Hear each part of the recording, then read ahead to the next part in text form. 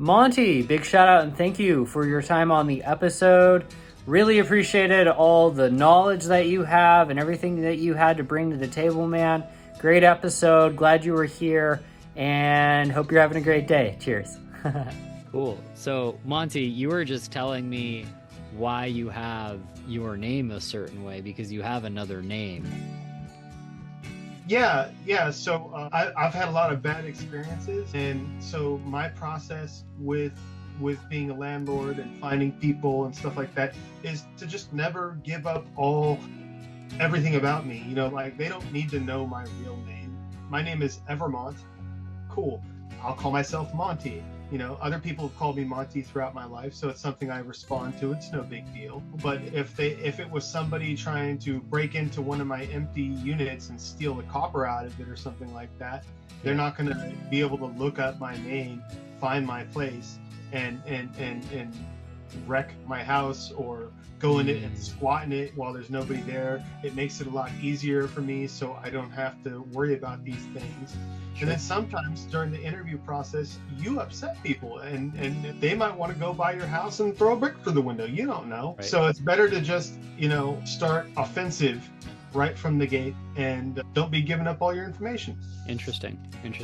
What are your thoughts on this? Like if you just even pretended to not be, like what if you just position yourself as an assistant or a helper?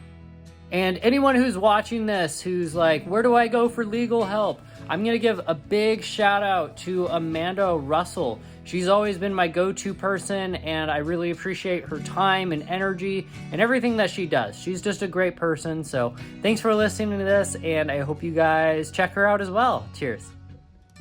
I mean, you could do that, but at the end of the day, I would rather come off as an authority figure, like I am the owner, this is who I am. The first thing I do is so I advertise and I get all my people mainly off of Facebook Marketplace. Yep.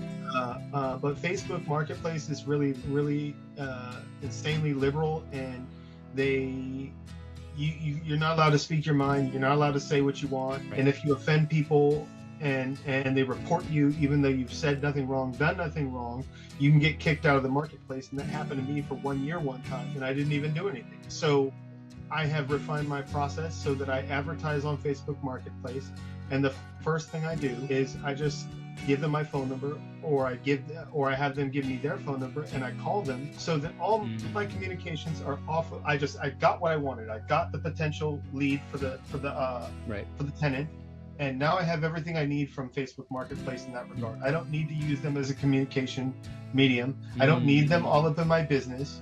I don't need to be making a record with them on something that they control. Right. You know what I mean? And, what I'm looking for is I'm looking to just have a simple conversation. I ask these simple questions. I'll get them out for you. Okay. Because this is some good stuff. Nice. Yeah, this is what I want to know. Oops. So my questions are as follows, and I'll tell you why I ask them as we go as well. How many people? Obviously, you want to know how many people there are going to be in your house, because too many people is too many people. Maybe you have a septic system. Maybe you just don't want that many people in your house. But the law says that you have to allow at least 2 people per room in the house. So if you have a 2-bedroom house, you got to allow at least 4 people, or you might be subject to being discriminated on. They'll say that you're discriminating against families, stuff like that. Oh, I get it. Okay. So because you got to keep in mind there's protected classes, and you as a landlord, you're no longer a regular person anymore. You don't have a First Amendment. You don't have freedom of speech. They'll take everything you have. They'll ruin your life, and Wow. they'll do it for free with a pro bono lawyer. It doesn't cost them anything, and it's happened to me before. They messed with me for 2 years over something I never even did. But anyways, yeah. So you want to start out. Sorry, what does pro bono mean? Free. Free. Oh, okay. A free lawyer. Yeah, because if you're renting and you've got places in the lower price bracket, you're going to be dealing with people with lower income, and the lower income people have access to free legal stuff, free legal assistance and whatnot. So the one time the lady tried to sue me for discrimination on some bogus stuff because she couldn't pay her rent. She was able to access a lawyer and use that lawyer and they sent me a threatening letter trying to get me to settle. And then we went through the Florida Department. The Florida Commission on Human Relations is the hurdle that the accusing tenant has to overcome in order to get access to be able to sue you. You have to get the approval of the Florida Commission on Human Relations to do that. So I had to deal with them for a couple of years because of that, and nothing happened. Knowing what I know now, if it happened again, I would just relax and I wouldn't have let it bother me so much because, but yeah, you feel like somebody could take you, you know what I mean? But that's why I say, you got to be careful about the kind of questions you ask people. You got to be careful about everything because Really? you don't have, like I said, you don't have a First Amendment anymore, and you can be taken to court and they can take you for everything you have. They can make all of their problems in their life yours all of a sudden. Oh my God. So I ask how many people, and depending on the place, is how many people I have to legally allow. So if it's 2 bedroom, 1 bathroom, I have to permit a minimum of 4 people. How soon do you need to move in? I want someone now. I don't want somebody later, and that saves you a lot of time because if they say, "Oh, I was thinking about moving in about 3 or 4 months," I tell them, "Well, hit me up in 3 or 4 months." Bye. See ya. Yeah, because I'm not gonna. What do you think? What do you think I was gonna hold it for you? Like, I'm not trying to be a jerk, but no. But a question on that, like, would you ever do a holding situation if it was for like if they gave you a nice deposit or something like that? no. Really? I mean, listen, Mm-hmm. if it's 2 weeks until the day they move in, I'll give them that 2 weeks for free. Sure. But I ain't losing months of rent for anyone. You know what I mean? Okay. If they want a holding deposit for me to hold that place for 2 weeks while they get the rest of the money to move in, yeah, sure, I'll take that. But if we're talking about a month later or something like that, no, because then I start saying, hey, no, I'm not missing rent for you. You need to pay me. You could pay me. How about you just pay me for that month and you just don't live there? How about that?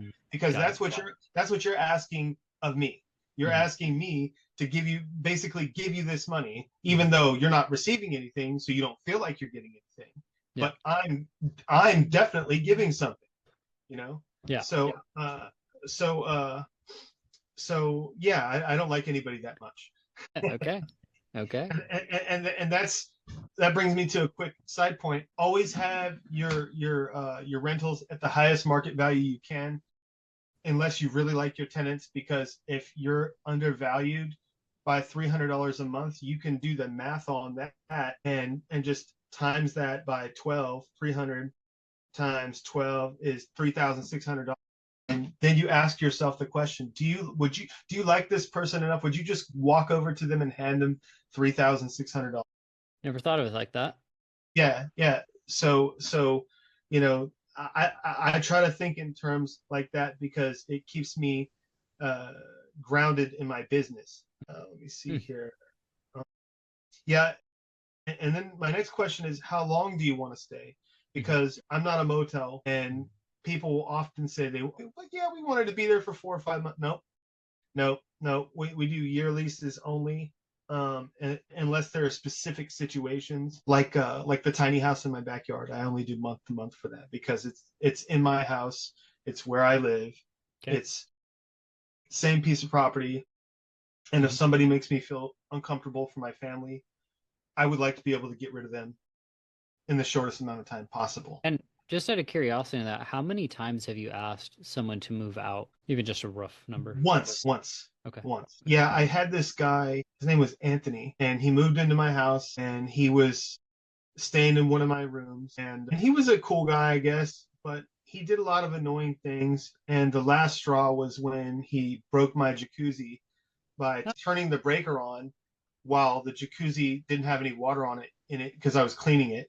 And he fried my heating element, and he fried all my circuitry because you can't turn the jacuzzi on. So his circuit breaker in his room tripped, but rather than come get me or call me, he went to the electrical panel himself and he turned on a 220 breaker, which is obviously not for a bedroom. A bedroom is a 110 circuit breaker. It's a single switch. You know what I Okay. mean? Yeah. So he did that. When I got home, I found out my jacuzzi was fried, Oh and gosh. yeah, I was super pissed. And I was like, yeah, man, it's just not working for me. Can you find another place? And he left, and we were happy. Yeah, I and see. So it wasn't malicious or anything. It was just an accident in a way. no, it was more than just that. Because if he that's all he would have done, is that he could have stayed. Because I'm a firm believer in not throwing people away over stuff that you've already suffered the thing. You know what I mean? Yeah. It's not like he can do it again. You know what I Right. mean? So maybe he'll be more cautious because he already did that. And Mhm. I'm not a vindictive, hateful person, so of course I would let him stay. But the problem was like his money problems were always he had money problems too, Mm.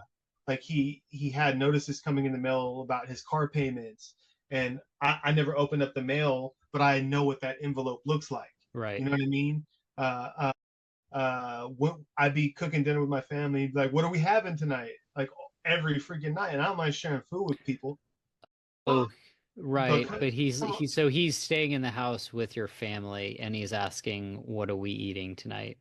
yeah, yeah, which I don't mind doing from time to time, but at the Sure. same time, like you're not contributing to the grocery. But we've stayed with people who work all day and they want to eat with us every night, and so they say, hey, here's a couple $100, man. Just put a little extra in whatever you're cooking for me. Right. We don't mind doing that. We Right. don't Right. we don't That's fair. mind doing that. But because we were cooking anyways, and if you Right. think about it, you're gonna save money because now you're cooking meals that are paid for, Yeah. and this person isn't using the electricity to cook a whole new other meal, I whole never new thought of it like that. other pots and pans. So Yeah. it actually makes sense. Right. You know what I mean? But this guy was just kind of like annoying, and Sure. and yeah, and he would like kind of like bring people over that I didn't want around, like strange women. Sure. And so I'm like, okay, all right, that's enough of that. Yeah, I think that was the last time I ever let somebody actually live in the same house that I live in. Oh And wow. now this time I just put a tiny house in the yard. That's what I do with that. And I put somebody who made me comfortable. I put somebody who made just a super happy person who stays to themselves Yeah. and doesn't need much from us. You said So super heavy? happy. Happy, super happy person that stays to themselves. Yeah, just a nice old lady that she's overjoyed. She lives in a cute little cottage in a backyard. Opens up her front door and she sees my garden and my chickens, and Oh, you know cool. what I mean. And yeah, it's a really peaceful surrounding. I planted a cedar right in front of her door, about 20 feet out, Yeah. and we decorate it with Christmas ornaments and lights. So yeah, we're pretty festive over here, and we try to keep it cheery at the house. And then my next question that I asked them is, after I ask them how long they want to stay, is what is your source of income that you can prove? Oh, I like that. Okay. Because the reality is, people will say, "Oh, I make this, I make that," and I'm like, "Well, what can you prove? Like, I want to know what you can prove." Right. You know what I mean? So you know, they'll tell me their source of income, and I need proof, be it paycheck stubs or whatever. My favorite thing to do is when you meet them in person, you just be like, hey, I see you brought these photocopies of these stubs or whatever you're showing me, Yeah. uh, but can you just open up your bank app and show me your deposit history? Because the reality is, you put them on the spot, they can't fake that. Right. They They can can, fake a pay stub. yeah, they can't fake that. So I try to do that in person. Interesting. Next thing I do say is question like, what do you do for work? You know what I mean? Like what Okay. do you do? Because there's some uh, uh, like you kind of have to have faith in the job that they do. And I'm not sure whether it's illegal or not to discriminate on occupations or whatever, but I wouldn't want to rent uh, um, to like a legal aid or anything like that. Really? No, because if you upset them, they'll or they can Oh, bully the shit out of you. I never Yeah. thought about it like that. They can wreck your life. Okay, that makes more No, they sense can't. now. They're not going to wreck my life, but they know how Yeah. to file. They know how to argue, and Oh, it's wow. it's like why do you not want to rent to somebody who has a criminal record of violence, fraud or theft. Reason why? Because violence is intimidating, and I don't want to send my wife to collect the rent, or if something happens to me and Sure. she's got to collect the rent, she's got to deal with this violent person. Fraud, that means they've shown the capacity to think in ways to manipulate the system at their behest, and they will use more devious ways, more diabolical ways to mess with you, like fraudulent lawsuits and stuff like that. Like that lady I was telling you about, Mhm. who tried to get me for discriminating on her disability. She knew how to work the system, and she knew how to get a free lawyer, and she knew how to do all these things. And she had fraud on her record, and I didn't do the proper check because she had this really nice, bubbly hi voice when she talks on the phone. She sounded so like this sounds like an angel, you know what I mean? Right, of course. You know, and so you got to background check everybody. Everybody's a liar. Everybody's a scumbag piece of shit. Until proven innocent, is that Yeah, kind of? yeah, exactly. In the eyes of the law, it's innocent until proven guilty. In the eyes of me, it's guilty until proven innocent. Wow. From the landlord perspective, that's the way I feel. I don't believe anybody for anything. Everybody who's ever promised me anything, the harder they promise, the whacker they are. You know what I mean? You know, like I had people telling me all the time, you know, oh, I'm the this, I'm the that, and I'm just sitting there, and I have to stop them. I'm like, sir, just could you stop, because I hear that all the time, and I, you know what I mean? Let's just look at your paperwork, you know, and keep it at that. You know what I mean? Because Wow. Okay. yeah, yeah, and so, and when you ask these questions and you go down this list, when you talk to a tenant, and I know it's going to sound like kind of a jerkish thing, but you kind of should be a little bit of a jerk, because the reality is you're the landlord. They want something from you. You don't want something from them. And you know, you should be curt when you go down a list. You should stop them when they're bullshitting, and just be like, hey, yeah, I don't know you, so I don't know if that'll be true or not. You know what I mean? I just want to ask you Wow. this question to see what you say, because I'm investigating you, basically, and you know what I mean. Do And you actually say that? yeah, I do, because I'm hoping that they'll understand me, and realize that this is a thing that we go through. And also, I'm looking for an opportunity for them to get upset a little bit, because I want to see who they are peeking through, because people are really good until you get that contract, and then they have something, you know what I mean? Like, then you get to see who they really are. So I'll get in these I'll be doing these questions on the phone with people, and I'll just be going down the list. You know, how many people, how soon, what's your source of income, and they'll tell me. I'll be like, well, and I'll just say, how can you prove that? What do you got? You know, you know, Really? yeah, Yeah. I'm kind of pushy about it.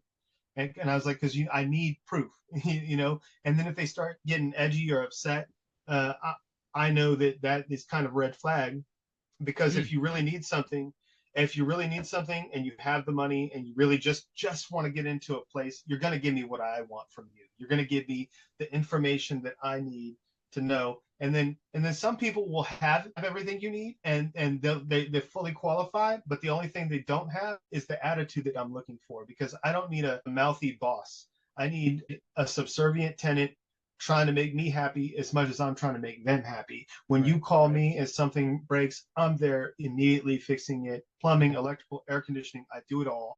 You know what I mean? And subservient, just for clarification, is like being like what's your definition of subservient? It's the wrong. It's kind It's of okay. Like uh, you're there and you want them to like help I'm in you. charge. I'm in charge. You're not in charge. You live in Oh, my house. got it. I'm Okay. in charge. You're not in charge. I'm in charge. Like any situation, I'm in charge. Mm, Like I want you to treat me like if like your ability to live in my house depends on how well you treat me and just answer my questions. And I know that might seem like the wrong way to go about it, but the reality is I'm very successful. I don't have very many problems with people. Every time I bend one of my rules and I don't put them through the attitude check, I lose. You know, like it's like what you said. When you have people moving into your house, at first it was rocky, and then you found your way. You know what I mhm, mean? Yeah, I think I found my way. And my way mm. is to conduct a personality test on them without them knowing. So I asked them what they do for work, and like I said, I wouldn't rent to a paralegal or maybe a few other types of occupations that I feel could threaten me, like maybe a police officer or something. But maybe I Wow. would, Okay. you know, I don't know. it just depends, because you got to think about it. Like they're kind of like an authority figure, and they can do all kinds of stuff to you back. And when you've been through stuff, now imagine putting a badge on that person who was treating you bad the last time. You know what I mean? Like yeah. So and then I asked them how long have they had that source of income, Valid. because the longer it is, the more stable it is. But the reality is you can't prove it. But I'm listening, and when they want to talk about this or that, sometimes I'll just let them ramble on depending on what they're saying, Mhm. because they might be hanging themselves on something. So I listen to it. If I think they're about to let something slip, I'll like be quiet and just let them talk. And if they're talking too much, give me way more than I need when I'm just trying to get through this list because I got 200 people to call. Then Yeah. then then I'll kind of come off and be like, yeah, I got to keep asking these questions because I'm hoping uh, that to see if they'll get upset or whatever for me just being curt. I'm polite, but I'm curt. You know what I mean? Okay. And I'm polite. I'm curt. I stay in charge of the conversation. Interesting.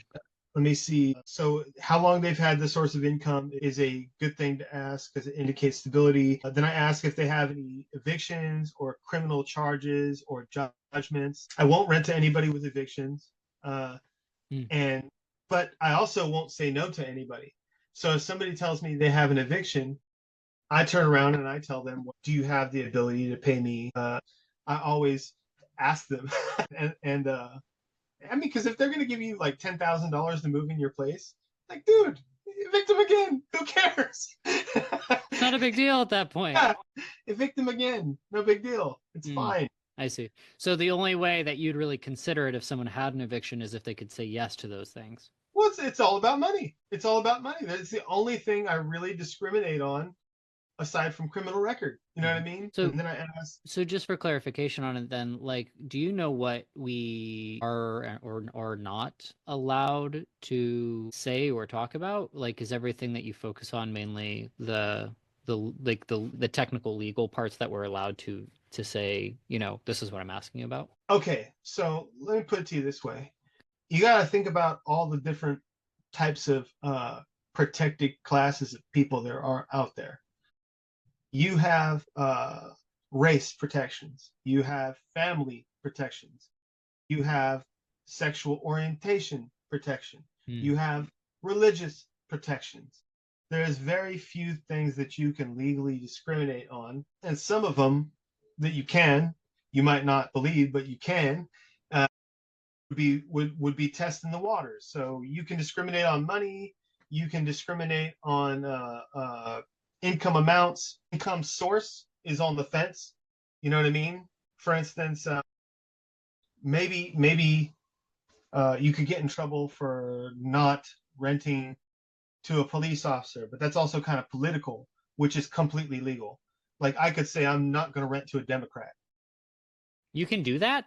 Yeah, Really? They made it's that a not a legal thing. it's not a protected class. No, it's just never been Oh, addressed. It's not a protected class. interesting. You know, no, it's absolutely not a protected class. And businesses do it all the time. Hmm. Somebody will go in there with a Trump hat.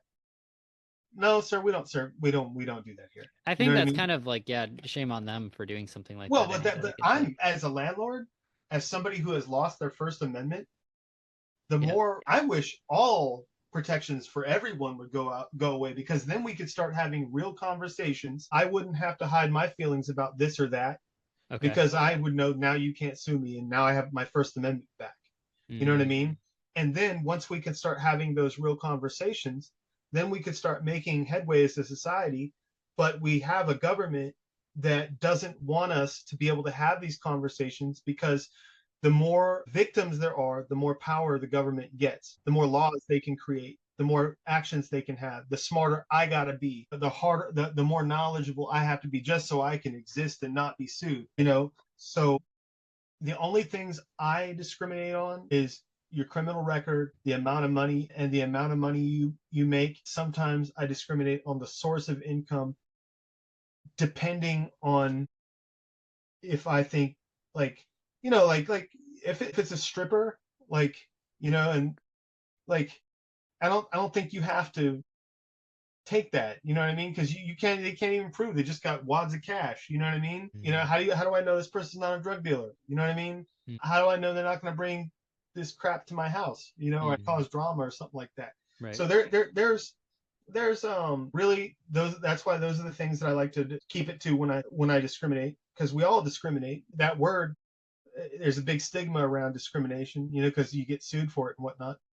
Yeah, you legally discriminate on how much people make. You can legally discriminate on their political preferences. You can legally discriminate on anything that is not protected by the U.S. government, Mm. either federally or state. Yeah, but Wow. let me see. The next thing I asked them is, how long have you stayed at your current location? Because I'm just looking for stability. Do they move around a lot? What's wrong with this person? I'm looking for somebody, and then I ask them, why are they moving? Like I want to hear this. I want to hear the story. I got one girl. She just moved into one of my other places, and she told me that she she had to leave her place because it was nasty, because it had water damage, and Okay. it was causing health issues, and the landlord wasn't fixing it, and so she moved in with her boyfriend's family, but she couldn't stay with him there because she's highly religious, and she didn't want to be around a guy moving. Oh, then for wanting to Yeah, move into your own yeah. place. Wow. What are some red flags do you think of people that are moving into a place? If you hear this, what's one of those red flags? Oh, Like we were people saying. people calling you up, uh, people trying to bypass your process in any way.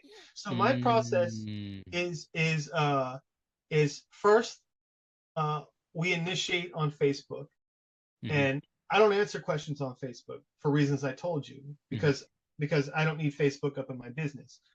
One thing, that's to connect me to the person. Yeah. Second step is to get that person on the phone and ask them these questions. And a lot of times they'll be like, hey, yeah, I don't want to answer all these questions. I want to make sure I want this place first. Let me come see the place. Let me come to no. Red flag. That's a red flag for me. You can't see my place before you answer my questions. Oh, you don't want to answer my question? Well, I don't want to rent to you. You know what I mean? Interesting. So it's kind of like stating your position and holding it. And if they don't want to go into agreement with what you're saying, this is the way we're going to go, then you just say, great, like, please move on. I don't need this either. Yeah. I'm holding all the chips, man. This is my house. I've worked hard on it. Yeah. I make my places real nice, and if the wrong person moves in, I'm either gonna have to evict them, or they could destroy my house, and I got to spend thousands of dollars beyond what they've given me, and then I'm at a loss. So I have to be the boss, because I'm the hmm one who holds the weight of all the risk on my shoulders. So yeah, mm uh, another red flag is, I need the place now. Like, I have cash. People like talking like that. Like your cash is all I need to know, is that you have this cash and you can move in. They're just, I've had guys that are like, asking questions, and they'll treat me like uh like uh like they can't believe I would have the audacity to ask such a rich person such as themselves.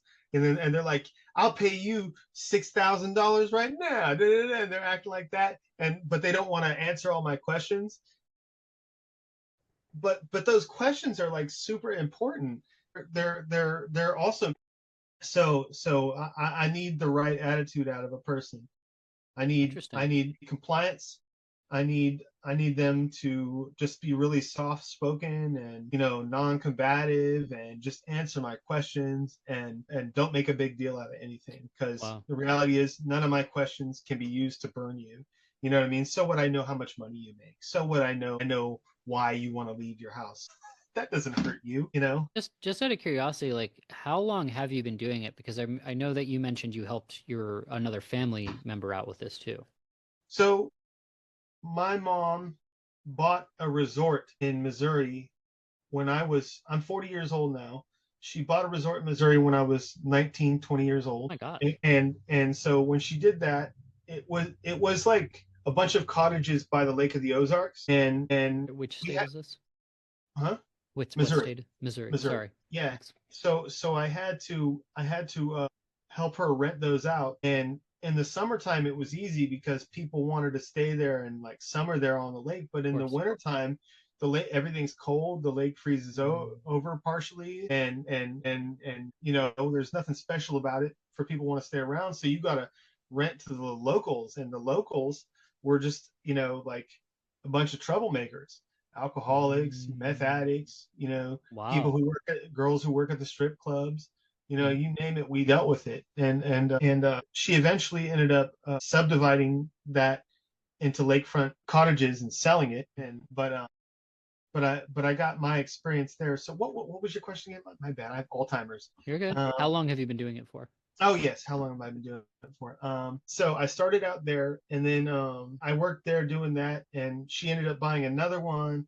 And I would say I was working with her doing that for probably like 5 or 6 years, Okay. and dealing with people and learning and getting scammed vicariously through her, and having to listen to her cry about things that happened to her. And I would go post notices on doors because she was afraid of people and stuff like that. And Really? oh Wow. So yeah, you were really helping her out. yeah, and yeah, and yeah, when you have people on drugs. And I remember one time Oh, sure. we were staying in one of the units, and one of the old tenants came back and was beating up a girl on the side of the house. And I woke up in the middle of the night, and this guy is like this drug addict, and he's like beating up a girl on the side of my house. No. And so yeah, we dealt with some of the worst kind of people. It was so she subdivided, she sold everything, she made a bunch of money, she got out of the business. Really? And Okay. So she just said, "I'm done. I don't want to do yeah, this anymore." yeah, Fair. but I got all that experience. So when 2012 came around, and I'm living in Thousand Oaks, California, and I have a girlfriend, and she's pregnant, and we're starting a family, and I'm staying with my grandma in her nice big house and stuff like that. And she's telling me, "Hey man, you got to get your own space." And I say, "All right, grandma, that's fine, but I'm gonna find a place in the world where I can afford it, because I can't afford California in rent. I'll be paying rent, or I'll be paying a mortgage until I'm, 100 years old out here. Everything's just so expensive." For sure. So I looked all over America, and I wanted to find a place that had a bunch of people who needed services, a bunch of attractions, therefore a bunch of money, but not too bad of housing expenses. You know what I mean? Because I had to buy a house, and it turns out that Ocala, Gainesville area was the best place in America at that time. So I went on Craigslist, I looked everywhere, and I ended up finding 3 houses that were all for sale, all at one time. And So we're talking about Florida at this point. yeah, Okay. yeah, So you moved. You did this housing thing with your mom in Missouri. in And then I Missouri. and then I moved back to California with my. Oh, got it. Okay, back to California, I and then went. you're like, I'm gonna go out to Florida now. Yeah, I went to Job Corps after that, and Really? I went to Job Corps Which one? after Los Angeles. Seriously? Yeah, Los I Angeles. I also went to Job Corps in Utah. Nice, nice. That's Yeah, super so cool. I went to Job Corps in Los Yeah. Angeles, and I stayed in Hollywood. I lived Okay. in the dormitory in Hollywood, and I ended up buying my first houses in Ocala, and it was 3 houses on the same street in a row, Wow. Okay. That's and I legit. bought them. In 2012, and they were $1,500 each. How did you do that? Oh, I have a whole YouTube video on it on my YouTube channel. Evermont King is my YouTube channel. Okay. Anybody can look that up. It was actually like the coolest hustle I ever did. You ever heard of those people who go around reassigning contracts? Not really. Well, I didn't know about them either at the time. But basically, what they do is they find a person, and they say, "Hey, let me buy your house," and the person says, "Yeah, all right," and they negotiate a good price with them, and they get that person to sign a paper saying that they'll sell it to them. But on that paper, there's a clause that says that they can sell that contract and reassign it to another person and Oh, make some wow. money. So Okay. they're basically selling something that ain't theirs, and they're making money. And you know, and I now looking back on it, I guess it's a cool way of making money without having any skin in the game. Right. But it's kind of dodgy because you don't really own anything, and you're just kind of a guy. You know, you're like a fake real estate agent. Of course. And anyways, it kind of turned me off after I found out what was going on. Okay. So I looked up the guy who owned the stuff, and I contacted him directly to make sure, because I was wanting to make sure I wasn't getting burned. So this was before you purchased it, then? Is that what you're saying? Yes. So I contacted him. He hit me back, and I just said, you know what, man, I don't want to deal with this guy. I'm the one with the money. This guy don't have your money. I have your money, and I don't want to deal with him because I'm not giving him nothing. I don't know him. I don't trust him. I don't care about him. Right. I want these houses. If you want to sell them to me, I'm the guy who actually has the money. So he ended up waiting. The guy had like 15 or 20 more days on his contract to close on the house, and if he couldn't, then he was going to have to give it up. So we waited this guy out, and then he comes to me and says, all right, it's time for you to buy the houses. And I was going to pay $8,000 for the houses, but now I was going to pay $6,000 because we cut that guy out. But then I started doing research on the houses, and the tax assessor said that they were only worth $1,000 each on the thing. And remember, I've never bought a house before. I didn't know that they're assessed under value. I didn't know any of this. So I tell him, I say, hey man, you want $6,000, but it says right here that they're worth like $980 each, and it's like okay, that's anyways. So like, I don't really want to lose any money on accident. So he says to me, he says, listen, the best I can do is $1,500 each, and that's my price. And if you can't pay that, then I'll just keep them. That's my price. So I said, all right, and I bought 3 houses for $4,500. Oh my gosh! And they were block homes too, and they were just small little houses in the ghetto in Ocala. Yeah, and then I moved there, and I moved into the hood, and I didn't just buy one house the first time. I bought 3. We stayed there. I had to gut them. I had to fix them. I had to do all this stuff. I didn't know anything. I learned plumbing and electrical to do it all by doing this. Yes, I did. And now I know plumbing, electrical, and air conditioning. Oh my gosh. Yes. And then I ended up selling one of the houses without even touching it for $7,000. Wow. So I did. So I basically got 2 houses for free. and then if you had a few $1,000s, and I used that to buy a car. I needed a car back when I did that. Long story short, on those houses, the area was so bad that nobody wanted to rent. It was the ghetto. It was really bad. You had people speeding up and down the street in cars, playing loud music, selling drugs, broken glass in the street. Oh my gosh. It was, and it was just a couple people who lived on the street who would bring it all over there. Their house is now destroyed. They don't go there anymore. The street's a lot better now. But back then, it was terrible. They would have a block party. They'd have a block party once a year, and there was always a shootout that ended up breaking up the block party. This was consistent. Like the shootout was consistent. Yeah, like well, it wasn't like a shootout, but like somebody would start shooting guns in the air. Oh my gosh! Police would come, and yeah, like these people were acting like animals and whatnot. So people would come into the neighborhood, and they would see my house. And my house, I put stucco on the block homes, and I put lipstick on the pig, and made it as presentable as possible. And I lived in one of the houses next door, so they were really good looking, and everybody wanted to live in them, but they just could not stomach the neighborhood. It was just too bad. So I decided I was going to sell and take my equity and go somewhere else. So I put them on the market, and nobody wanted to buy them because of where they were located. So I ended up selling them to drug dealers. Seriously, I sold them to drug dealers, and I remember I had a coffee can full of cash, and I bought my house in Williston. You had a coffee can full of cash. Yes. They paid you in cash. Of course they did. Yes. You literally had a coffee can full of cash. Coffee can full of cash. That's right. Mixed bills.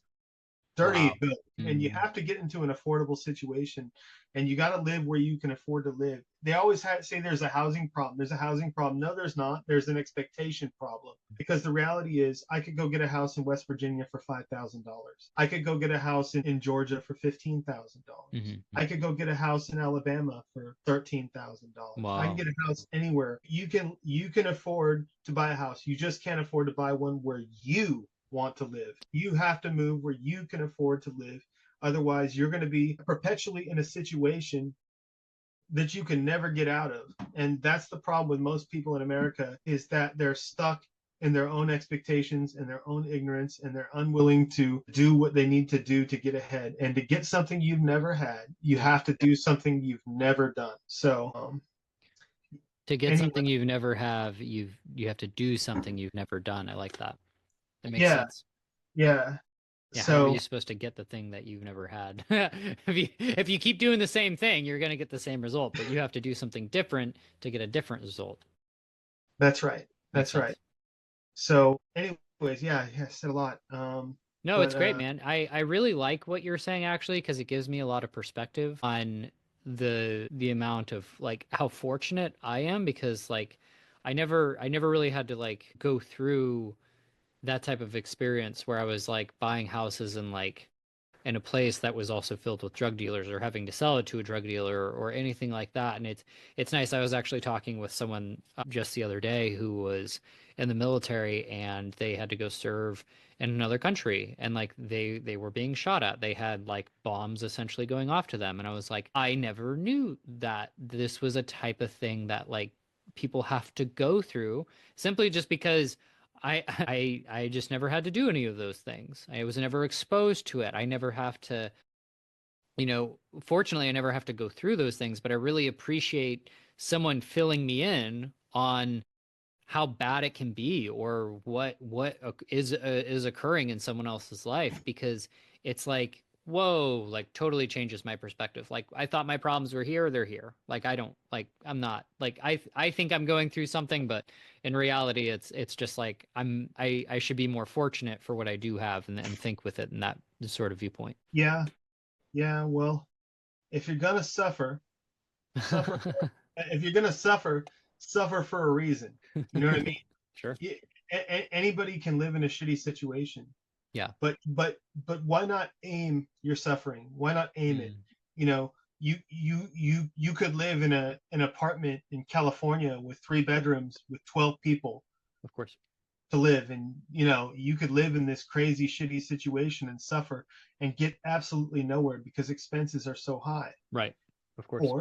Or you can move to another state and you might have to shop at the big lots or whatever they got going on over there. But you'll have your crappy little house that's yours, Wow. and you can then you're starting from like a real genuine foundation. Now you have a real ability to save. And if you don't like the area, you can sell. You have because now you have equity. You never had equity when you were living in the crappy apartment paying your rent. You'll never get equity paying rent. Hmm. So, you know, I think it's really important that people learn how to aim their suffering, because one thing is for certain in life: you will suffer. Mm. You will suffer. So do it for you. I like that. Yeah. Question number 9 is why are you moving? I asked them why are they moving, and I think maybe I've already said this. I just want to make sure Yeah, that yeah, I have. totally. Because I want to hear their story about why they're moving. See if there's anything I can pick up on it. Something Right. about them, maybe a personality tell, maybe a red flag will come out of that question. Of course. Pets. What kind of pets do you have? What kind and how many?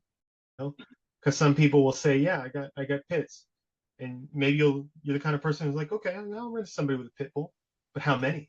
Oh, right. I had a guy with 12 wanted to move into one. Seriously?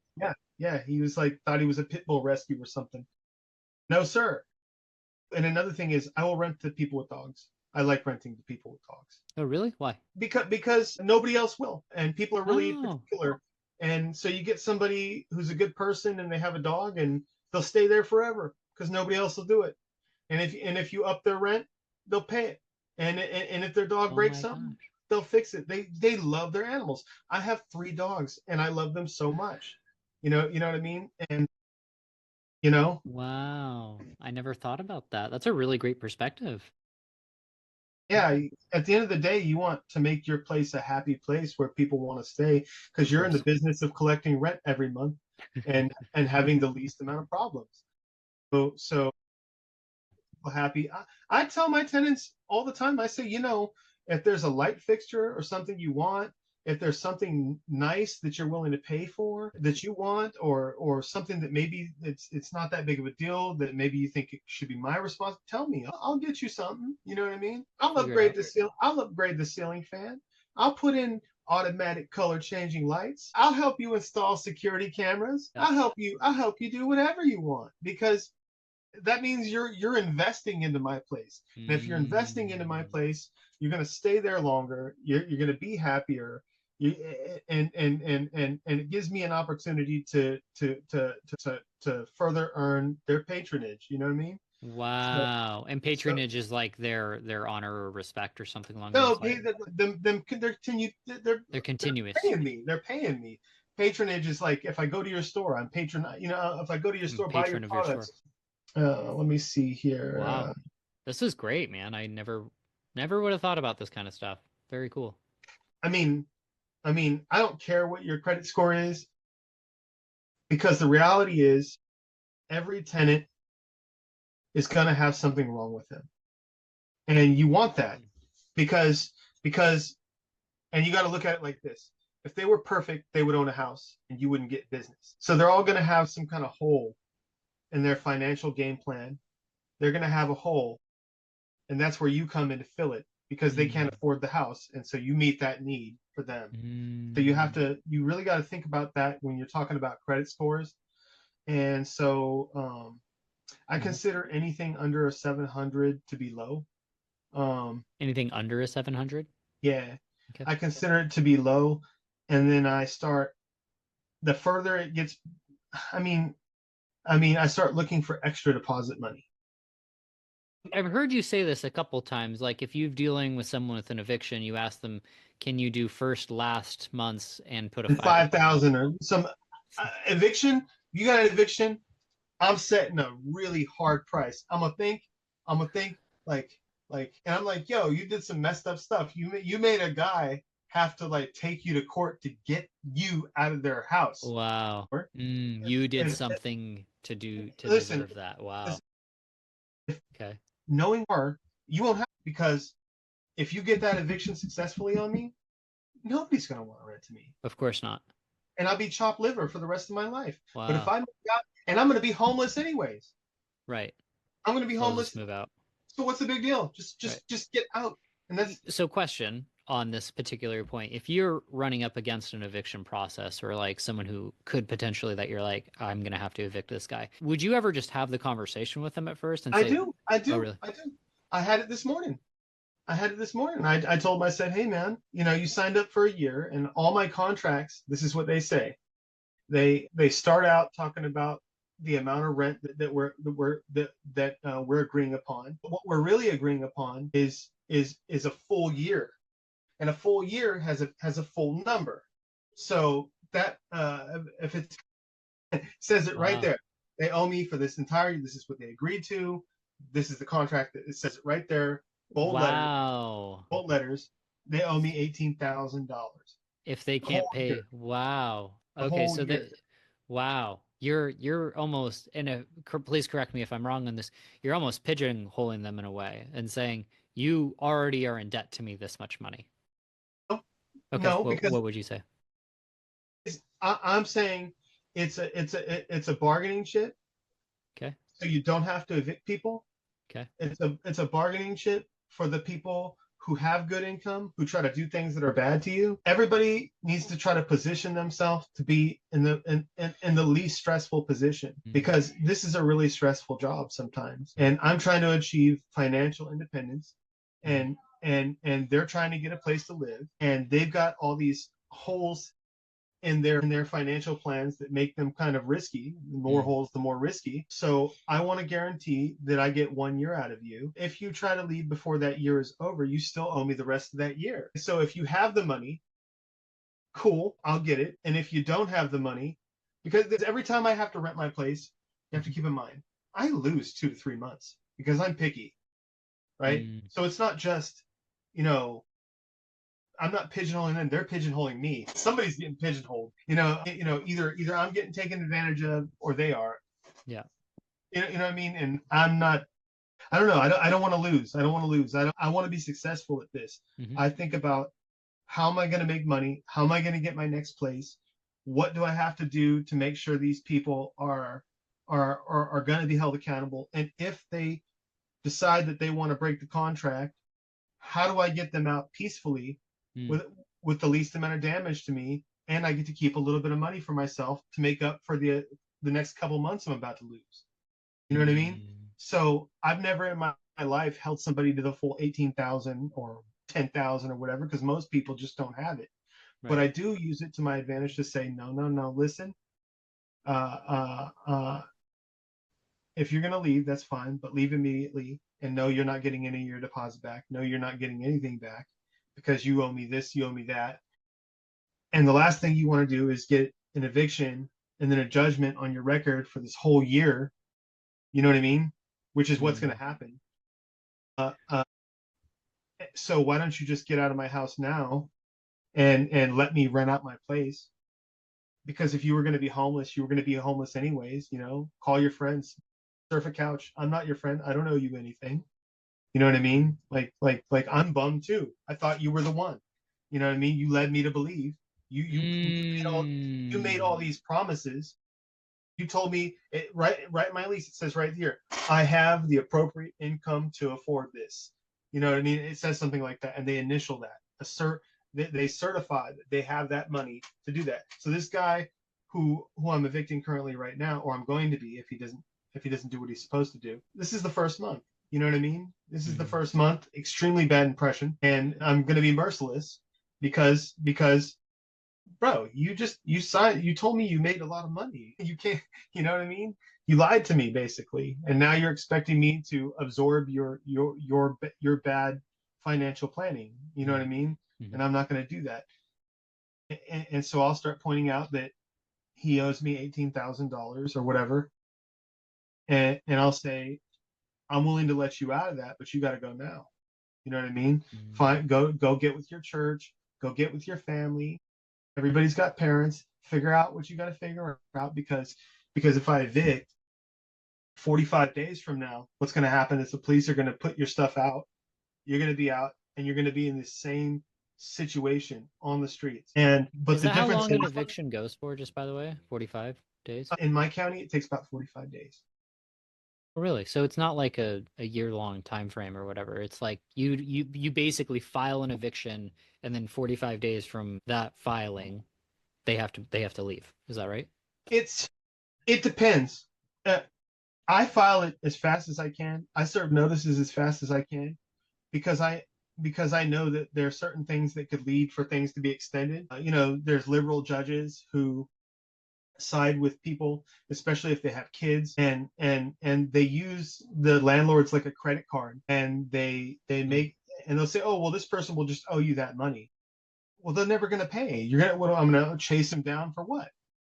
Right. So you're basically just consenting theft upon me. You know what I mean? And so I like to get it out of the way as soon as possible, get the notices served, start the process, pay the full money, because there's two different prices you can pay. You can pay a price that just for the eviction, and then you can pay a price which is a little bit more money to sue them on top of that for monetary damages. So I pay for the one to sue them for the monetary damages on top of that, and so you'll file an eviction and sue them. Well, yeah, eviction is suing. Is that sorry? Like, this is how much it's a lawsuit. It's a lawsuit. Wow. Yeah, okay. But if you're going to ask for money for damages, like money that they owe you on top of that, you have to add a little more filing fees. Got it. It's just something the court makes you do. Okay. So then you get a court date set, and the sheriffs go out and serve them. And by the time the sheriff goes out there and serves them, maybe a week or two has passed. Oh, really? Yeah, and then they get a court date, and then it's X amount of days away, and then they either show up to the court date, or no, they either respond to the notice or they don't respond to the notice. If they respond to the notice, a court date is set. If they don't respond to the notice, you automatically win. And that's usually what happens with me. I automatically win because nobody is going to respond to something they know they're going to get embarrassed and lose anyway. You're going to get dragged into. So, Yeah. so if I just want to make sure I'm understanding this, so you file this paperwork, then the police have to go to the person and serve them papers. Well, they just post it on their door. Yeah. Okay, they post it on the door, and then that person has to say when they're going to either go to court over it. They have a time period to respond. Okay. So that they can get their due process, and they can contest the eviction under various grounds. And if they're going to contest the eviction, then it could drag out longer. But if you have like a slam dunk, they don't contest the paperwork, they don't respond to the paperwork, they just act like not, which is what they typically do. They just hide behind the door. You know what I mean? When that happens, you automatically win. You get a judgment in your favor. Boom, automatic. Wow. And then from that point, then the judge will set a day for the sheriff department to come over and open the door and get in there and get them out. And that's what they do. When they're getting evicted, do they go to jail or do they just get removed from the house physically? They just the door gets open, the police go in there, and they just say, hey, start putting your stuff at the curb. Start putting your stuff outside. Start putting your stuff outside. Oh, wow. So basically the police just start doing it. No, they don't touch anything. Right. They say, start putting whatever you want to keep, you take it now, you get rid of it now. Wow. Because at the end of this day, and the police will like sit there and like watch them, you know what I mean? And make, they're not going away. They're not going away. They're gonna and then once they're out of the house, they're gonna trespass. They're gonna trespass, and they're gonna say, if you come back here, you're evicted now. So if you come back here, you're gonna go to jail.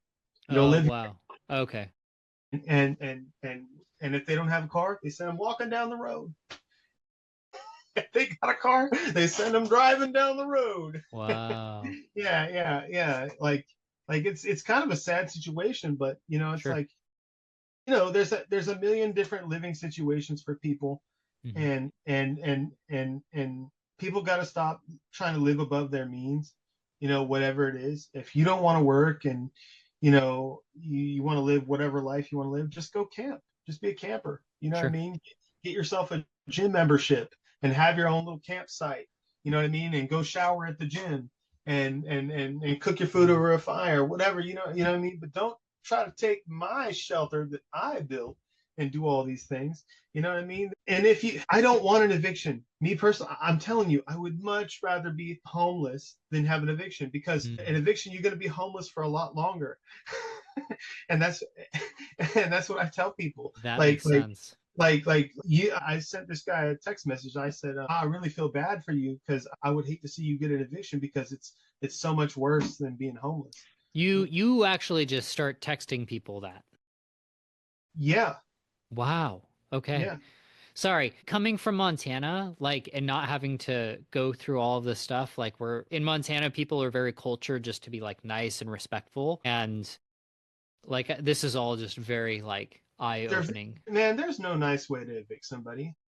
There's no nice way to evict. No. That just sounds funny. I mean, if there is a nice way, I would think that my way is nice. I'll read you verbatim. I said to him, he asked me if I would take $500. I said, I don't take partial payments. I'm going to read your rental contract and figure out exactly when the due date is for your rent. And the day after that, I'm going to post a 3-day pay or quit notice on your door. If I were you, what is that? What is a pay or quit? A pay for it or quit? Pay or quit notice is the first step to an eviction. When you're going to evict somebody, you have to notify them by posting a notice on their door that you are going to pay or you are going to quit and you're going to lose your contract. Oh, they're Yeah, quitting the contract voluntarily. pay or That's quit or get out, pay or right. leave. Yeah. So yeah, so I say to him, I say, I don't take partial payments. I'm going to head to your rental. I don't take partial payments. I'm going to read your rental contract and figure out when exactly the due date is for your rent. And the day after that, I'm going to post a 3-day pay or quit notice on your door. If I were you, I would either find a way to pay the rent within 5 or 6 days, or I would move out as soon as possible to avoid being evicted. I need to be paid like we agreed, or I must move quickly to get someone else in there. When do you think that you will have the money plus the late fees? What day? Because I'm trying to figure out if you're going to make it in time. That's what I said to him. You're basically giving him a deadline. Yeah, of course. Which is the soonest deadline possible, because late fees are for people who are going to be late. But after you start approaching a week, now you're not late. You're just not paying. You know what I mean? In my opinion. Yeah. And so he says to me, he says, I was hoping before the month was over, I could get it to you with all the fees. And I say to him, there's no way, man. I need to be paid in 7 days or less. And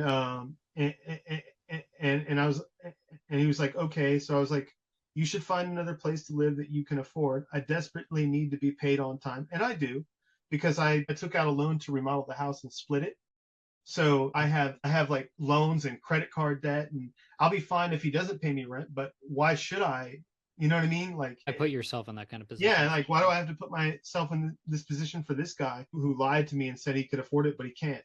And it's the first dang month. I gave him 2 weeks for free. Mhm. I let him move in 2 weeks early, no charge. Yeah. So I said to him, I said, I don't want you to get an eviction on your record because it's just so terrible. I'd rather see you just leave and let me have my house back. You might be able to get assistance with Catholic Charities. And then I gave him the number to this lady who's paid me rent for people before. Like, some people need assistance because they hit a hump, and I send them to Catholic Charities, and Catholic Charities distributes let me fix this. Catholic Charities distributes money to help people pay their rent when they get in a slump.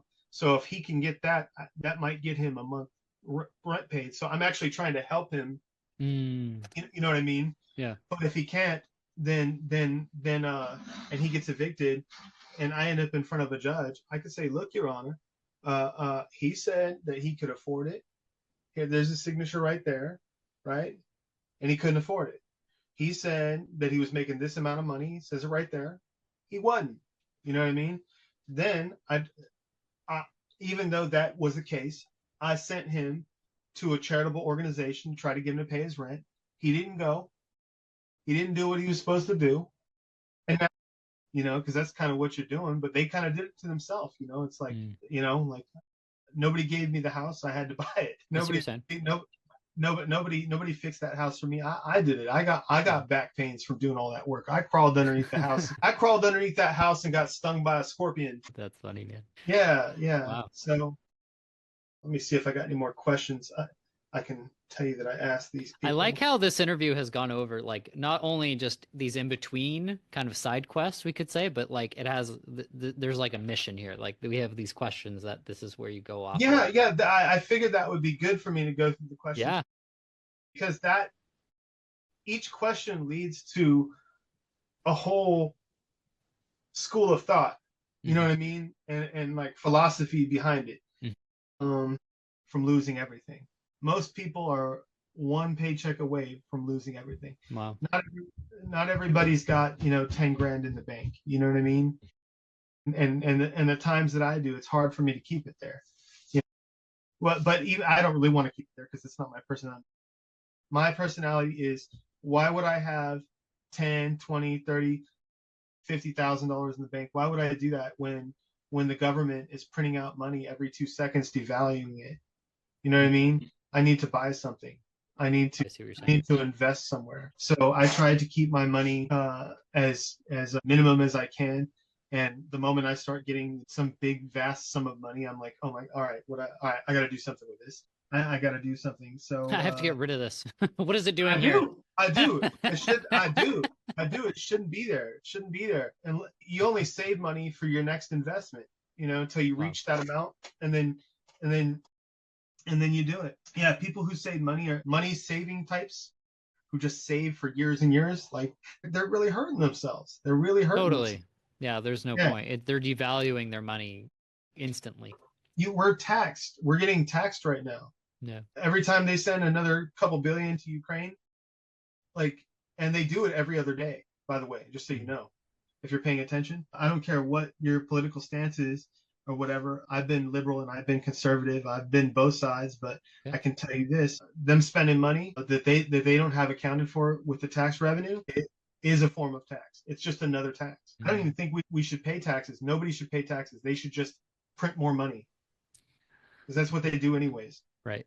So let me see here. Wow. And then the last thing I say to them is I require in your in your situation, like if they had a 750 credit score, or if they had a 700 plus credit score, okay, they had a really good job, no criminal record, and all the stars lined up, I'll let them get in there. I'll let them, and nothing, and no pets. I'll let him get in there for first month's rent and a deposit. That's it. But there's always something in this list where I can refer back to, and I could say, well, you told me this, or that, or your credit score is this, or that, and that for me is something that makes me feel like I need a little bit more out of you. So for you, I'm going to require first month's, last month's, and a deposit. And in that case, if it's $1,500 a month, I'm going to need $4,500 for you to move in. Do you have that money? Because that's the only question that matters out of this whole thing at this point. Because each question, I'm actively looking for a reason to disqualify the person. And this is a thing that I think people need to pay attention to the most. Stop lying to yourself. Be about your business. Don't look for a reason to accept this person. Look for a reason to reject this person. Not just that, aggressively look for a reason to reject this person, because if you don't do that, you're going to sweet talk yourself. We all want to see the best in people. We all want to hope for the best, right? Yeah. We all want to, and we can trick ourselves and lull ourselves into bad situation after bad situation, and you just shouldn't do that. So lull ourselves is like make us weaker into something, or no, lull is like kind of fall asleep at the wheel. You know what I mean? okay. You're asking questions, trying to figure out, and then you let something slip, or you don't ask for more because of it, and then you're gonna have some extreme regret later. Lull is like a lullaby.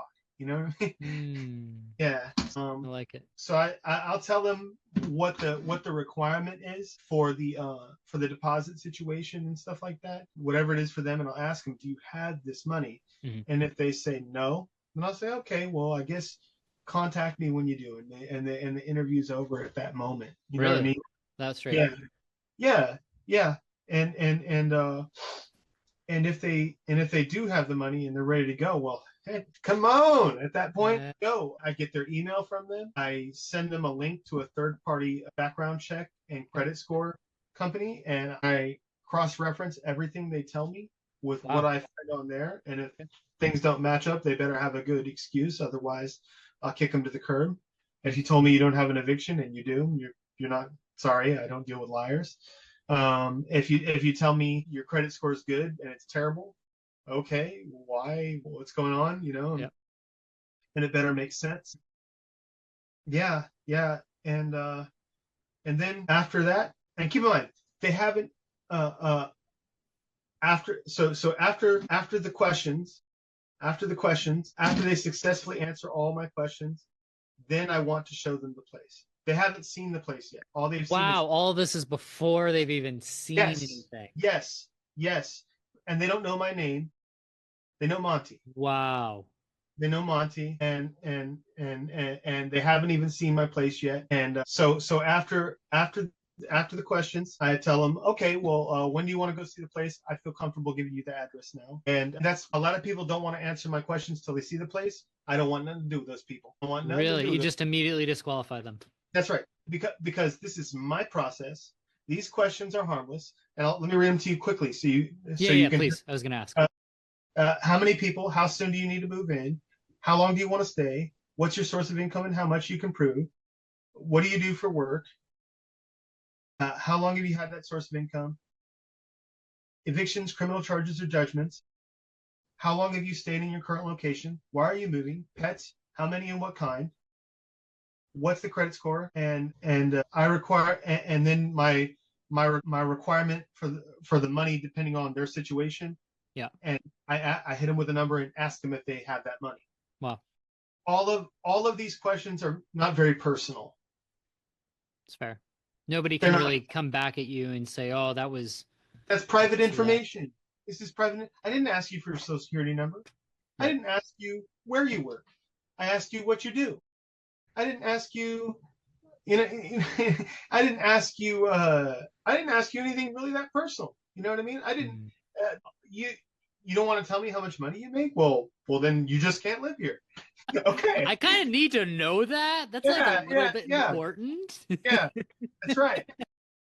Yeah. So I have a simple list of questions, and I use a third party tenant screening service to send them a link to their email for them to fill it out and pay for it because I'm not paying for it.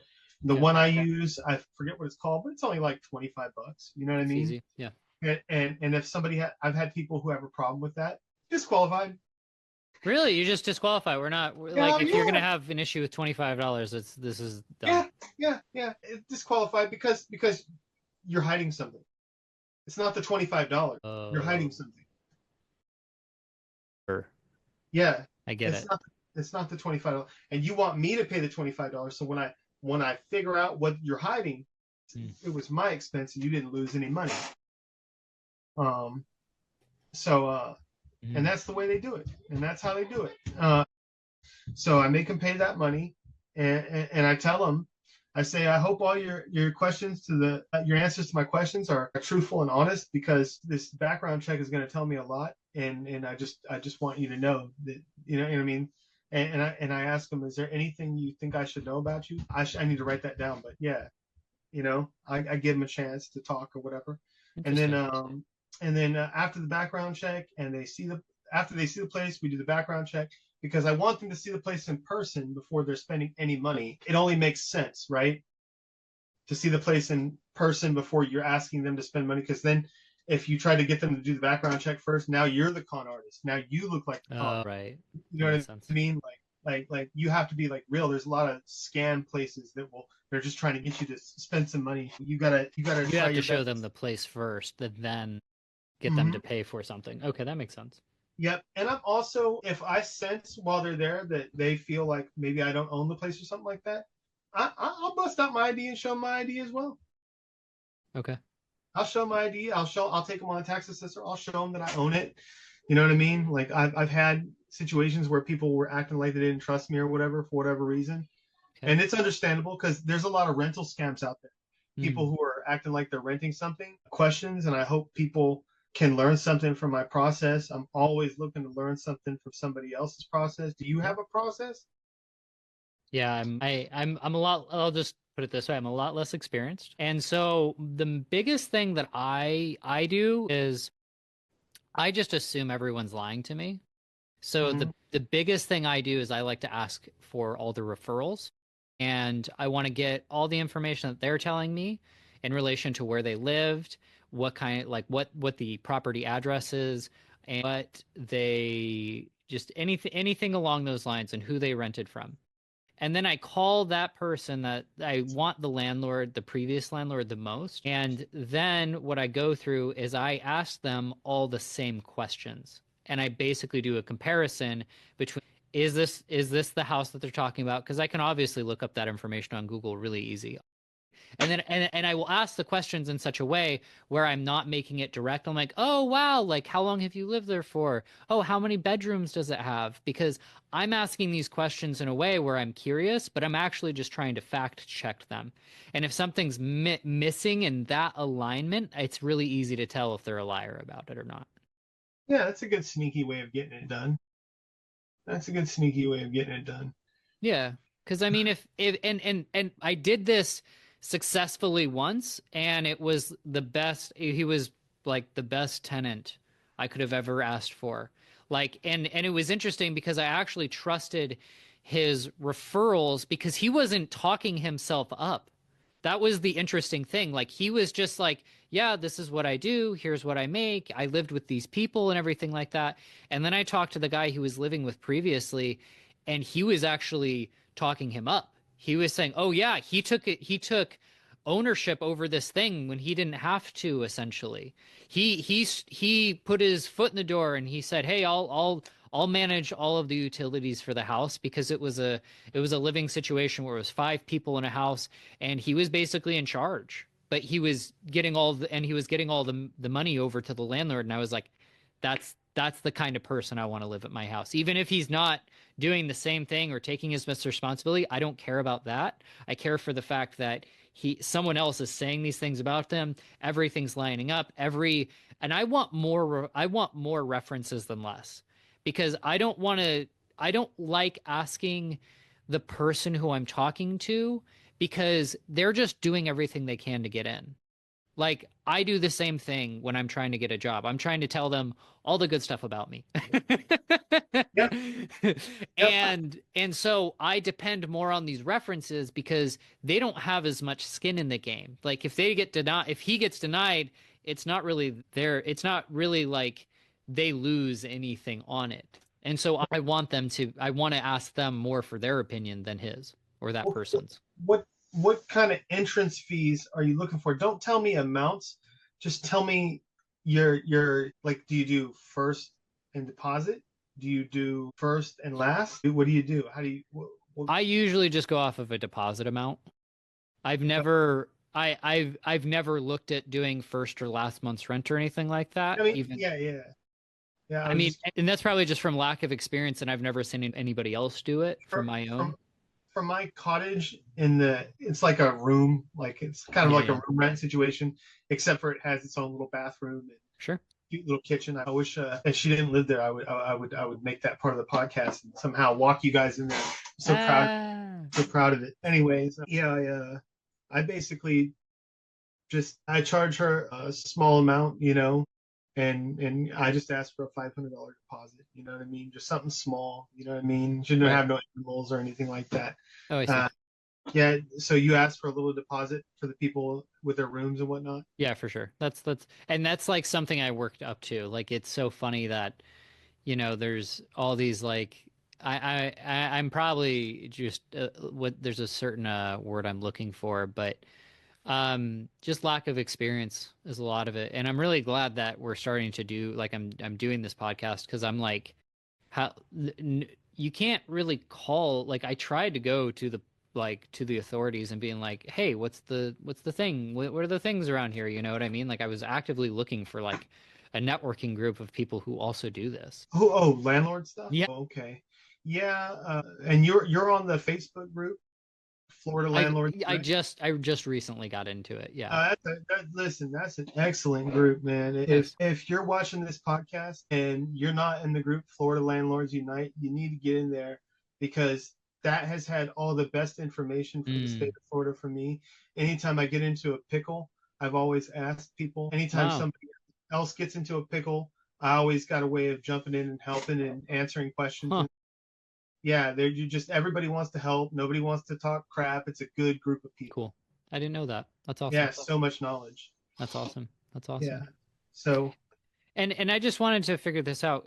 So like, in total, and maybe I didn't ask this question well enough. Like, how long have you been doing it with, like, in addition with helping your mom out? Because I know you said that you did it in your 20s. You were 20 and she was 40. Is that right? I don't know how old my mom was Okay. back when we were doing this. I know that I went there, and and I managed rentals with my mom in Missouri for between 4 and 6 years. It's all kind of a blur. I'm like 40 Sure, now. sure, sure. I've been through so much.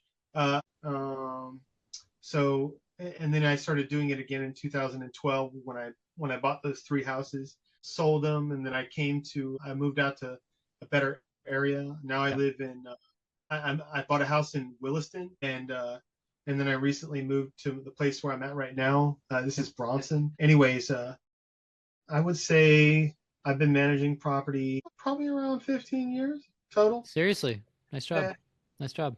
thanks, man. I respect that. Thanks, man. So, Yeah, I've been through a lot. I've seen a lot. Starting out in Missouri in a resort area full of crackheads was the best way to go. right, because you know what to expect. Because now everybody's a crackhead to me. You're all gonna get me. So and that's what it takes. Because you get in this business thinking it's just going to be so good, and it is. But you got to figure out your stuff. You got to figure out the right people you're renting to. And when I say the right people, I'm not talking about colors, races, or demographics or anything like that. I'm just talking about personalities and incomes and things that you can discriminate on. Of course. But one more area that I think I could go into that a lot of people don't go into. Should you rent to undocumented immigrants? Wait, you said documented immigrants?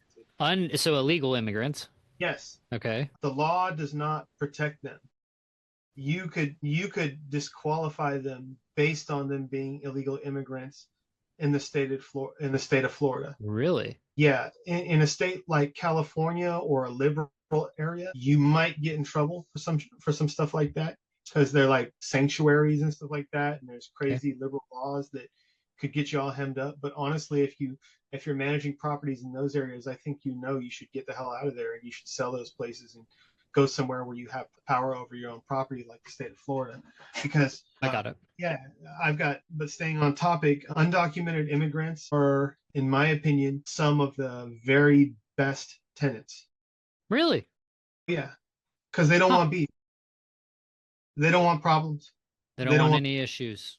They don't want no issues. I mean, they have some things they do that will be like, oh my God, you got to check them on a few different things. Their used toilet paper in the trash can, they don't flush it. You have to remind them that it's okay, because where they come from, the pipes are too small to take toilet paper down, and what? So it'll clog them up. Yeah. No way. Disgusting.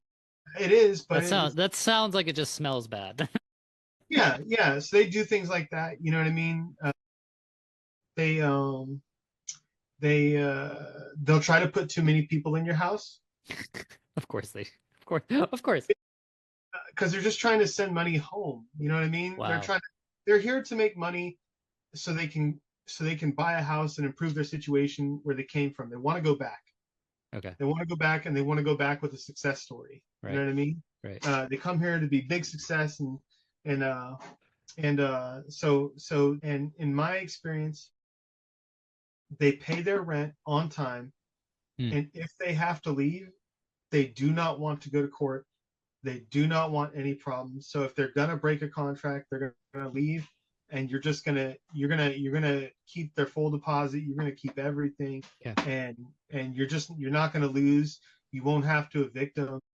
I mean, I'm sure I could be wrong about certain things, but I'll tell you, in my opinion, it's one of the safer bets. Because they're so hard working. The whole reason for being here is just to work. But the things you just got to watch out for is they will put 8 people in a 3-bedroom house. They will put seriously, like they're trying to make it so it's like $200 a month rent or less per each, and a part of me says, shit, go ahead, let them do it. Get yourself a nice house that could bear that kind of traffic. Like if I had which I don't have any more block homes, unfortunately. I wish I would have kept the ones in the ghetto, because those would have been perfect. Those would have been perfect because they were solid concrete floors, concrete walls, no drywall, no nothing. You punch the wall, you're breaking your hand. They were perfect. I could have turned that whole block into a place where they could just thrive and do what they wanted to do, and I'd be getting paid and they're willing to pay these big deposits that I like because not many people will rent to them. They're an underserved community and Wow. people discriminate on them. And so you're in a position, if you're willing to rent to them and take on that risk, that you can end up in a really favorable situation. And if you're willing to rent to a bunch of them and like let them like crowd your house up, if you have a house that you like, maybe you bought a block house and were thinking about remodeling it, but instead you just decided to put some paint on it and turn it Sure. into a place for them. That would be excellent. You know what I mean? If you build it with them in mind, and it's on city sewer, you don't have a septic tank. They can flush the toilet as much as they want. You know what I mean?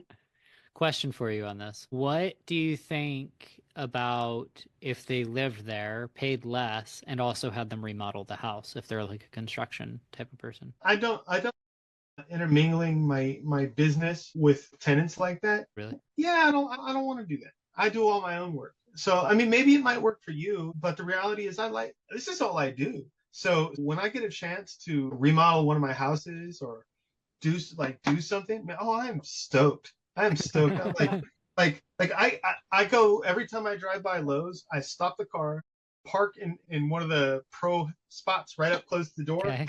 run inside and go to the Oops paint because I'm looking for 5 gallons of paint for like $50 of an awesome color for inside or outside. Okay. Because like, yeah, I'm trying to save money. Like I'm trying to find cool paints and stuff like that. So I actually like remodeling. Like, Okay. This is your thing. yeah, I like it. I like it. So I'm not letting them steal my thunder. Plus I do all I do better work than they do. You know what I mean? Great. Yeah, yeah. Like I care about stuff. People, and that's another thing. If you're gonna be in this business, you should start learning how to do handy stuff. You should, if you're gonna own all these refrigerators, because think about it. I own a lot of refrigerators. I do. Ooh. I own refrigerators. I own washers. I own dryers. I own air conditioning systems. I That's own funny. several. I have a bunch of metal roofs. I have all these things that I have to maintain. So if you're the same way like me, and you're like a landlord, this you're trying to make it. You're trying to get to a point where you can like self-sustain and start to pay people to do these things for you, which is what I'm trying to do. Because I realize I'm 40 now, and in another 15 years, I'll be 55, right? And so maybe I won't be as physically able, or at some point I'm not going to be physically able. So I would Right. like to save as much money as I can and do my own work right now, because a huge portion of your profit is going to be lost in labor, and I don't let anybody do anything for me because I get to keep all the money. Okay. So I mean, and they just charge too much. Mm. People just charge, and you can't depend on anybody. And then you get these people who say they know what they're doing, and then they don't know what they're doing, and then you end up regretting you ever hired them. Sure. And you're gonna, of course, finish the project. That makes sense. yeah. So I just do everything myself. And if you're in this, like what do you have another job that you do for a living? Oh yeah, for sure. Yeah. I don't. This is all I do. Okay. So to make it so that I can actually afford to live off, because I only have 5 rentals. You know what I mean? Okay. So I'm not rich. You know what I mean? I'm not rich. I have 5 rentals. I'm about to have 6. Wow. And then I have a plan to get another 4. Good job. Yeah. Yeah, I'm just gonna add more places to lands that I already own. So between now and then, the amount of money I save will allow me to afford these things. So if you can teach yourself how to paint and do electrical, I would say electrical is probably one of the best things you could learn, because electrical is like so easy, and people don't understand how easy it is, and they're afraid of it because they're afraid they're going to burn their house down, which is a good healthy fear to have. But the reality is there's 4 colors of wire.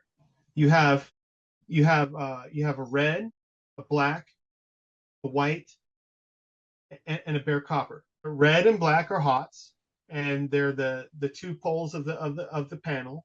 Okay. The 2 polarized panels.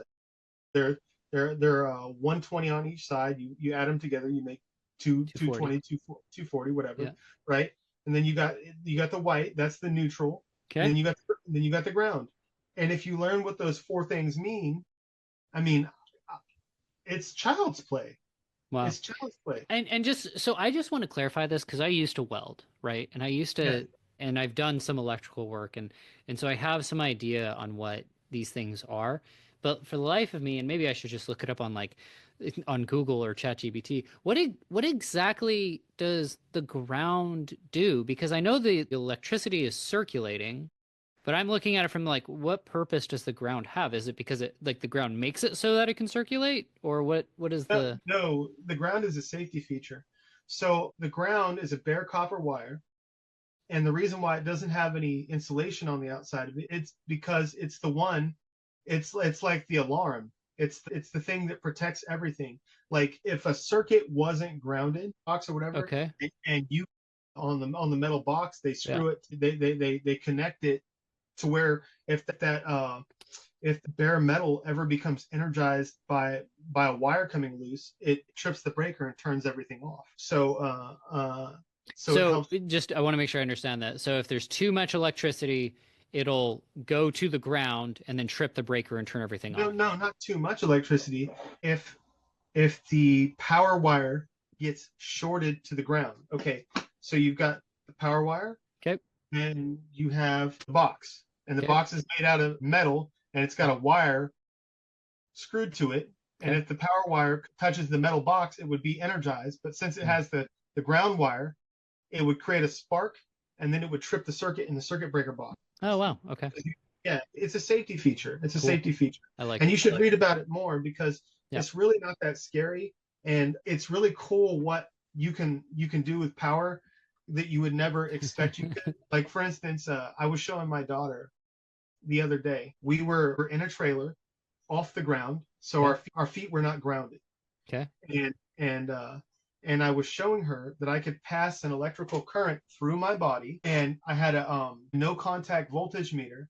And what that is, it's a device that checks things for power, and it makes a beeping noise when there's power. So held it up to the wire to show her that this wire was a hot wire, and I pushed the button and it was beeping. Mm. But because my feet weren't grounded and I wasn't touching the metal box that was grounded, I could grab that wire. I could grab that wire, and Funny. it shouldn't be grounded. That way he doesn't get shocked. Wow.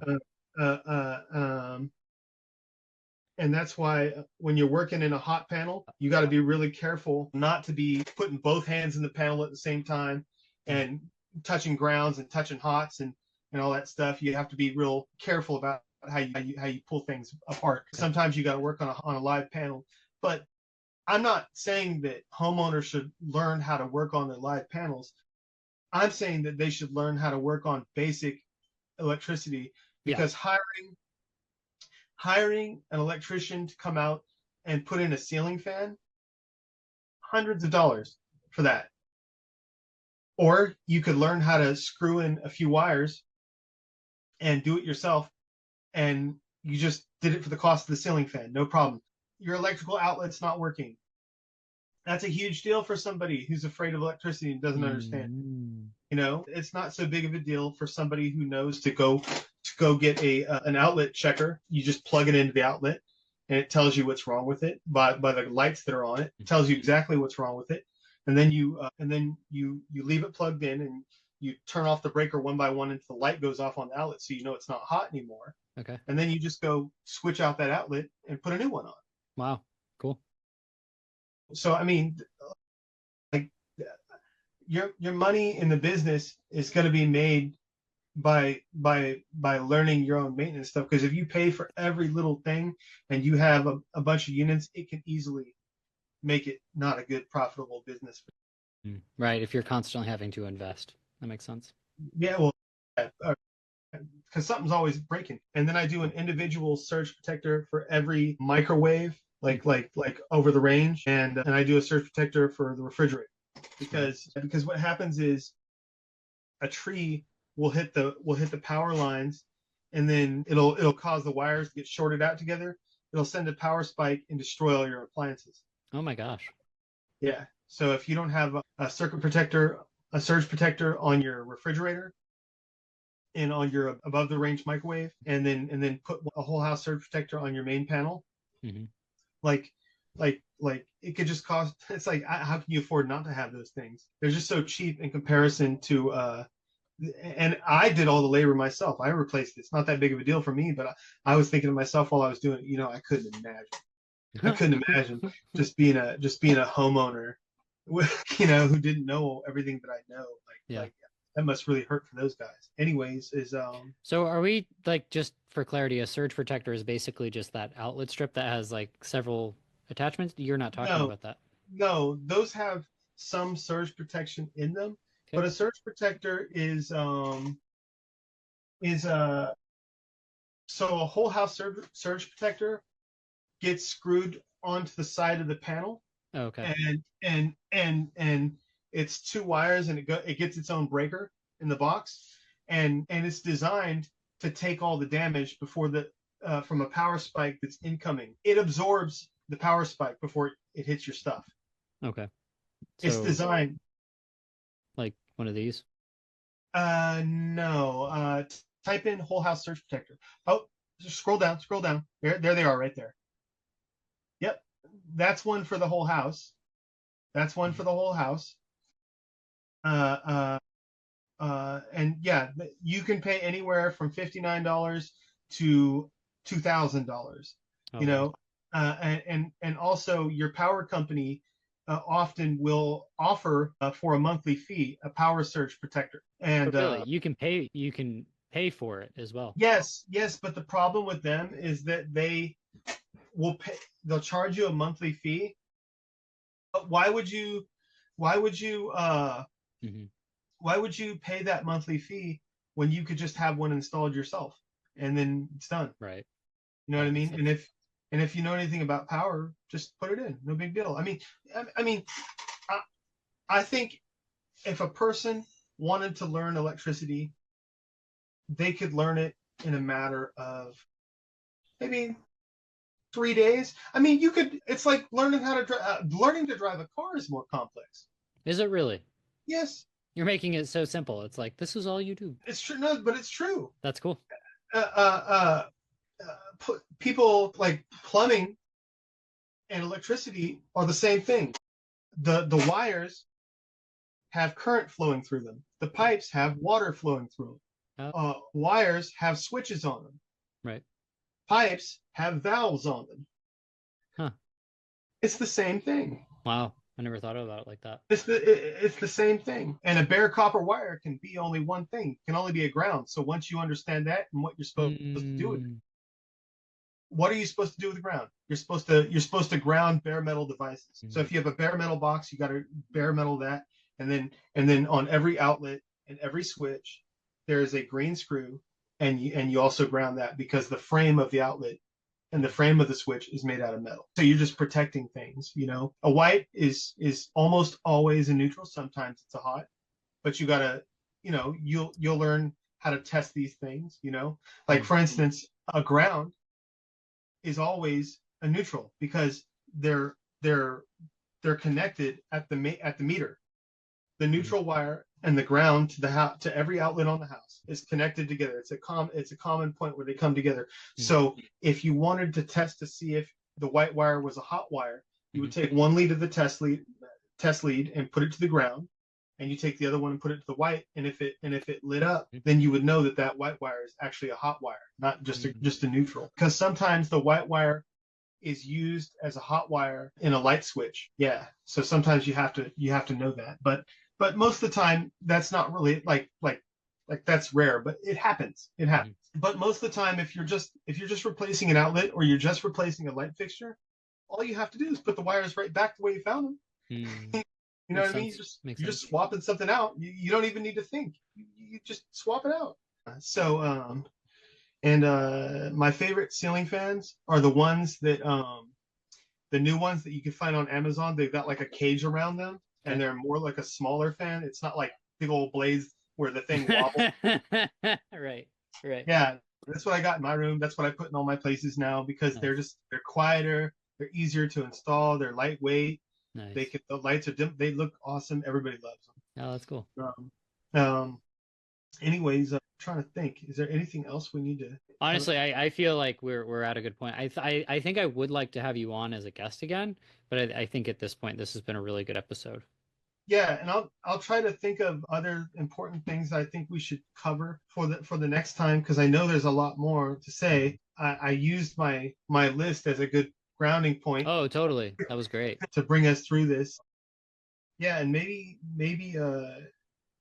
if anybody had any questions or anything like that that they wanted answered or something to talk about or whatever, I'd be happy. I'd be happy to be on again. This has been Oh, fun. cool. Sweet. I like that, man. Well, rad. I'll look forward to getting it out and putting it on social media, and I'm excited to have you on again, man. This has been really cool. Thank you. I appreciate you so much, man. Oh, my pleasure. Yeah, this is fun. Fireworks. We're gonna do it. Oh, fireworks. They do. Oh, does that happen with me too? It might if you like. You might have to turn off the background thing. I don't know. I'm not doing all that. I don't want you to see this glorious. That's awesome, man. That's awesome. I got like crossbows and shit in here. Oh, you know? wow, that's cool. Yeah. You're like, this is what I don't go through evictions.